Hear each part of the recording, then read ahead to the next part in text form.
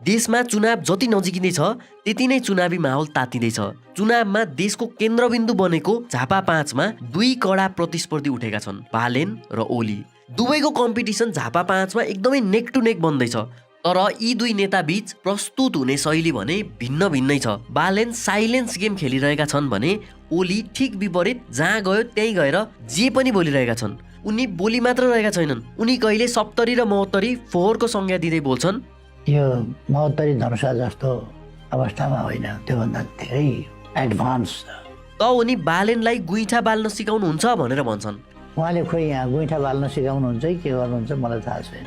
यो स्टेटमेन्टले गुइठा बाल्ने मधेसी कल्चर र त्यहाँका भोटर्सको अपमान गरेको भनेर भनिएको छ। मनोनयन दर्ता गरेको दिनपछि जब झापामा बालेनको जनलहर देखियो तब ओली यसरी बालेनकै खेदो खन्न पछि परेका हुन्। ओलीले यसरी आफ्नो बोली कन्ट्रोल नगरेर आफै आफ्नो भोट गुमाउँदै छन् कि भनेर मानिसहरू भनिरहेका छन्। ओलीले काठमाडौँमा बालेनले मेयरको चुनावमा हराएका केशव स्थापितको त्यही बाटो पछ्याउँदैछन्। ओलीको बालेन प्रतिको आक्रामक टिप्पणी र बालेनको साइलेन्सले झन बालेनले केही नगरी झापा 5 को चुनाव जित्ने पो हुन् कि भनेर धेरैले भन्दैछन्।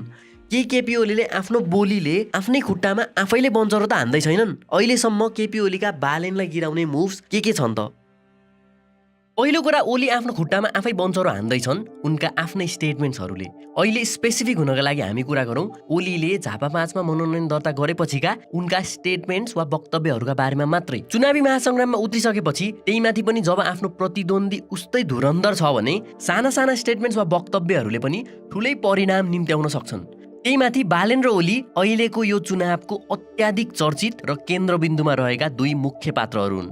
उनीहरूलाई देशभित्र मात्र होइन अन्तर्राष्ट्रिय स्तरबाट पनि ध्यानपूर्वक हेरिँदैछ।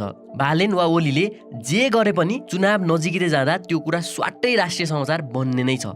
त्यसैले वाकपटु भनेर चिनिने ओलीका लागि यही बोली उल्टै जोखिम बन्न सक्छ यदि उनले आफ्नो भाषिक शैली र आफ्ना अभिव्यक्तिहरू अहिले सुधारेनन् भने। यही बोलीले उनलाई हराउन सक्ने अवस्था पनि सिर्जना हुन सक्छ।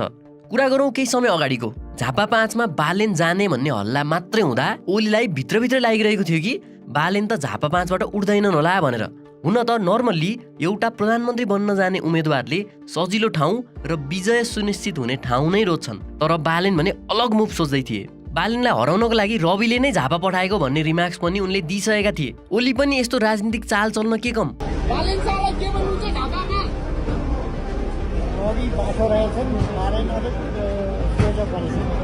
उनले यति भनेपछि बालेन डराउलान् र फेरि सोच्लान् भन्ने ओलीको त्यो एउटा सफ्ट मुभ पनि थियो। तर मनोनयन दर्ता गर्न बालेन ओली भन्दा अघि झापा 5 पुगिदिए। त्यसपछि ओली पनि पछि हट्ने कुरै भएन। बालेनको यो ओलीकै क्षेत्रबाट भिड्ने निर्णय कुनै सानो निर्णय होइन र त्यही माथि यो ओली र बालेनको महासंग्रामले बालेन र रासोपालाई पनि देशैभरि चुनावभरि आफ्ना कार्यकर्तालाई एउटा अलग ऊर्जा थपिदिन्छ। यसले एउटा इमोसनल र पार्टीमा डटिरहने रिजन पनि दिन्छ।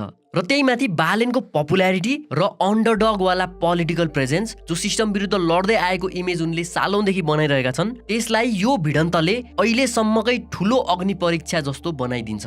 त्यसैले यो महासंग्रामलाई जस्ट एउटा चुनावी क्षेत्रको मत परिणाम मात्र हो भनेर सम्झिनु हाम्रो भूल हुनेछ। यो त एकदमै स्ट्र्याटेजिक मुभ हो। यो मुभ किन स्ट्र्याटेजिक छ भनेर हामीले ओली पक्षतिर हेर्नुपर्छ। यदि ओलीले बालेन झापा 5 मा आउँदैछन् भनेर लास्ट मिनेटमा अर्को क्षेत्रमा गएको भए ओलीले अर्को क्षेत्रबाट चुनाव त पक्कै जित्थे होलान्। तर बालेनसँग उनी चुनाव नलड्दै हारिसक्थे र यसको प्रत्यक्ष प्रभाव एमालेको देशभरि आउने समानुपातिक मत, इमेज र ब्रान्डमा पर्थ्यो।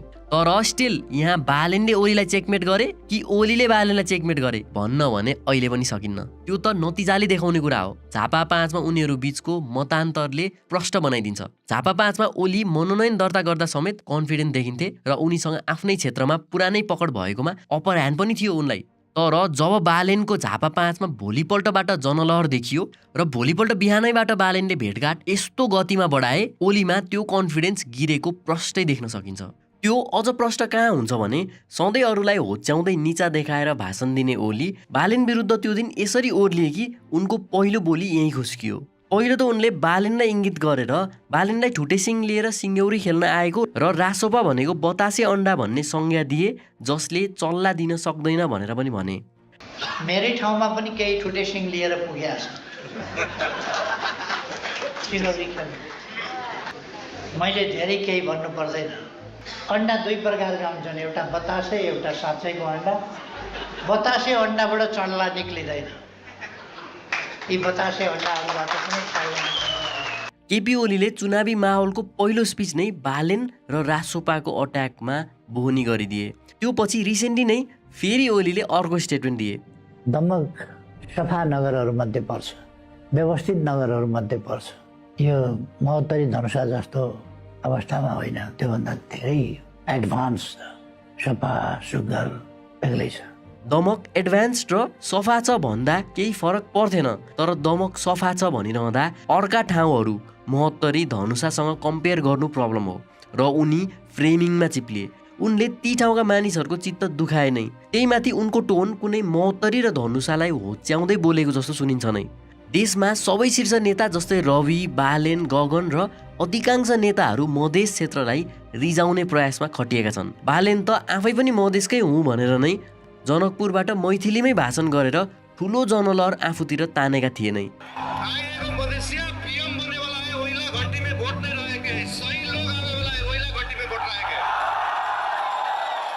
त्यही माथि गगन पनि मधेस आउनुले पनि पहिले जस्तो नभई तराईतिर अहिले नेपाली राजनीतिक अटेन्सन सिफ्ट भएको देख्न सकिन्छ। र यता केपी ओलीले यस्तो भनिरहँदा त्यहाँका मानिसहरू त रुष्ट भए नै। त्यही माथि यो स्टेटमेन्टले उनको सोचाइ पनि प्रष्ट बनाइदिन्छ। ओली झापा 5मा यो भनिरहँदा उनका प्रतिद्वन्दी उता सुदूरपश्चिम भ्रमण गरिरहेका छन्।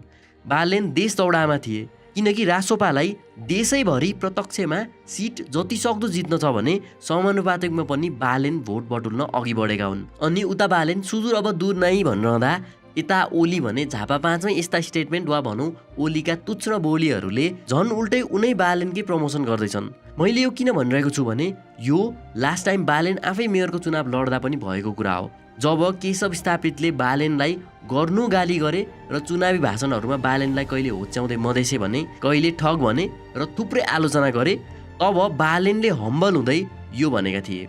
उहाँलाई अब केही नपाएपछि कालो चस्मा के गर्ने होइन, त्यस्तो कुराहरू हुँदैन। त्यस्तो कुराहरू उहाँले गर्दै हुनुहुन्छ भने हामीले अझ त्यसलाई पोजिटिभली ल्याएछौँ। जस्तै कुनै कुनै ठाउँमा चाहिँ 70 अब 80 अबले चिन्नु हुँदैन थियो, तर केशव स्थापितजीले सधैँ गाली गर्ने नै बालेन हो भनेर हेर्नु हुँदो रहेछ क्या। भनेको त्यो एज ग्रुपमा हामीलाई पुर्याइदिनु भएको छ।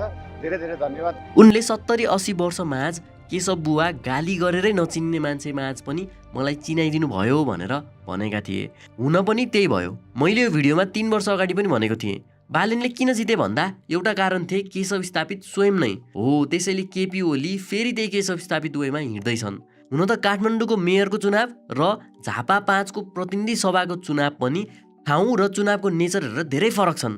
झापा 5को चुनावले काठमाडौँको मेयरको चुनावको बेलाको अवस्था त्यही कपी हुन्छ भनेर भन्न पनि सकिँदैन।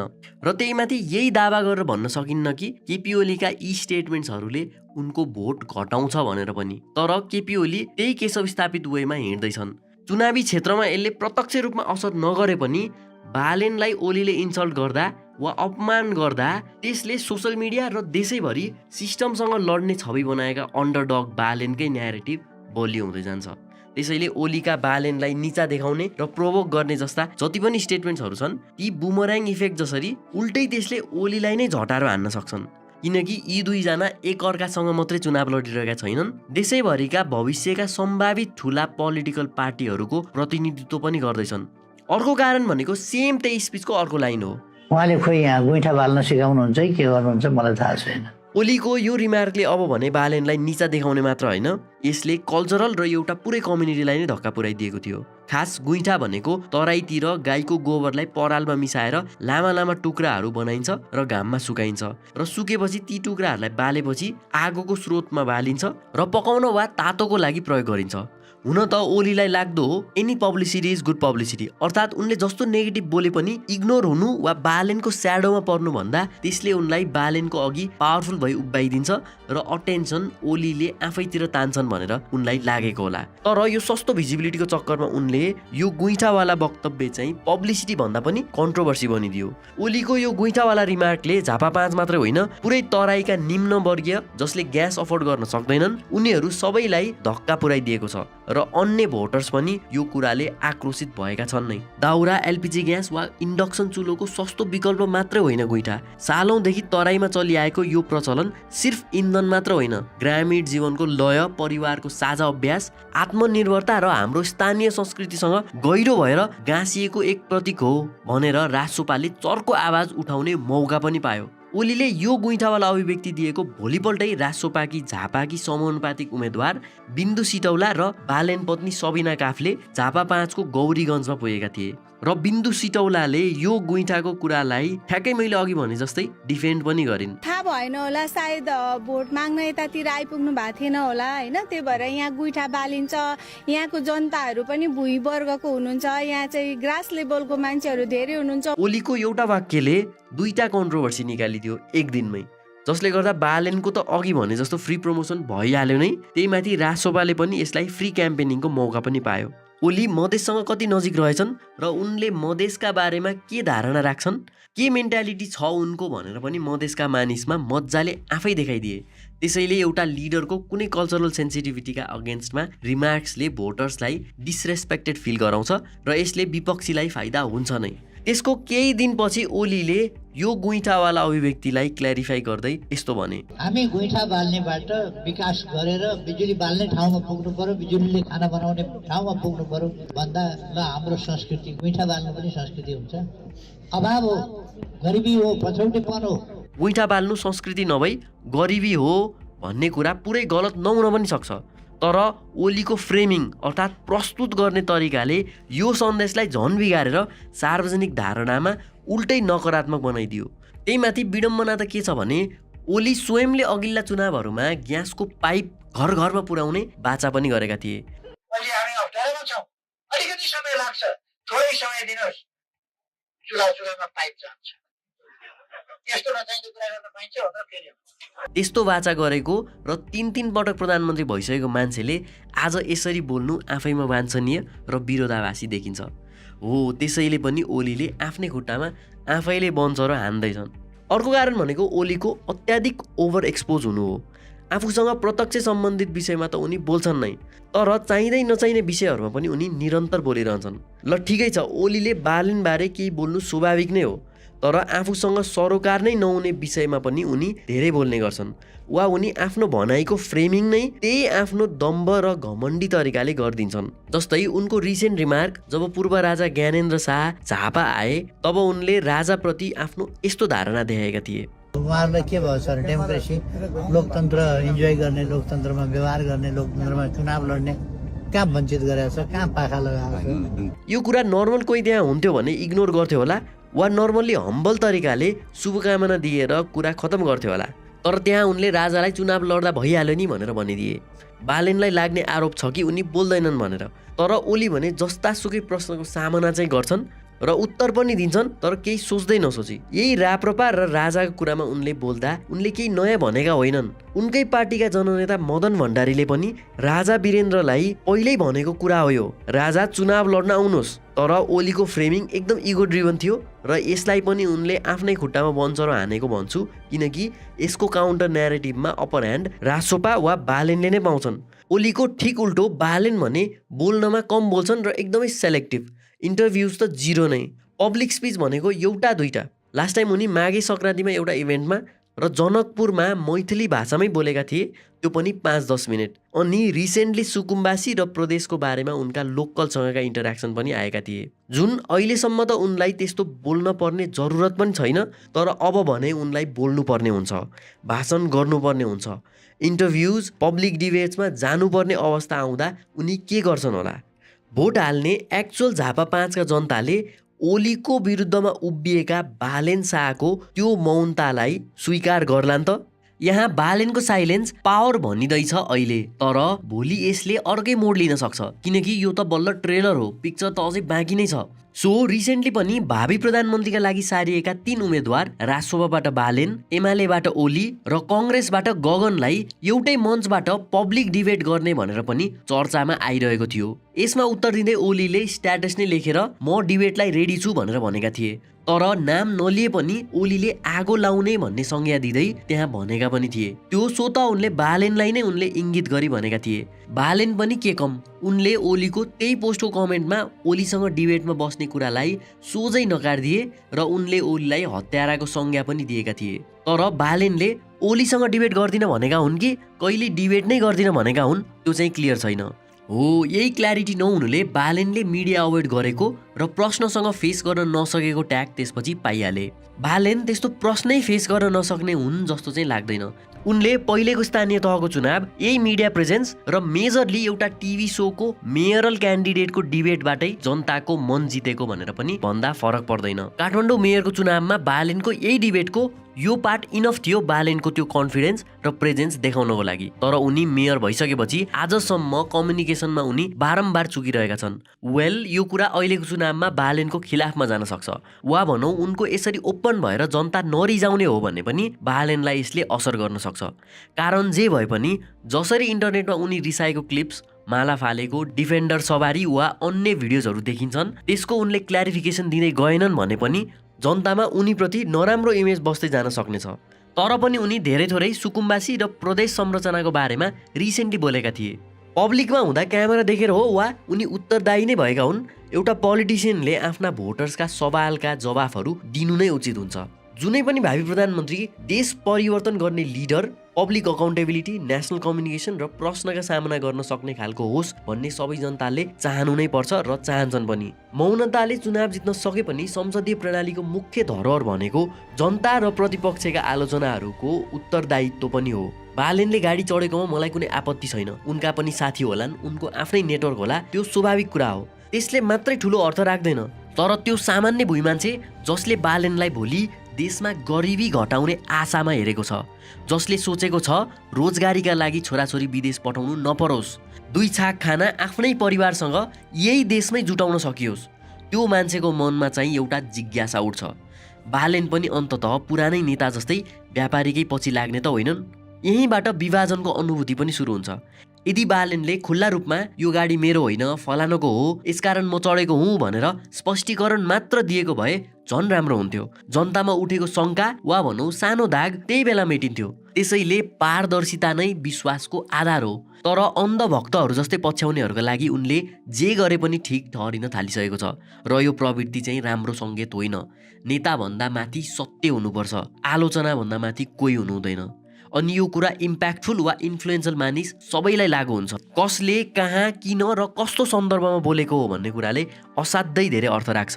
शब्द आफैमा खाली हुँदैनन्, शब्दहरू सन्दर्भ, हैसियत र प्रभाव बोकेर आउँछन्। जस्तै देशको कुनै कुनाबाट एउटा सामान्य मान्छेले चिया पसलमा बसेर सिंहदरबार जलाउँछु भन्यो भने त्यसको प्रभाव सीमित हुन सक्छ।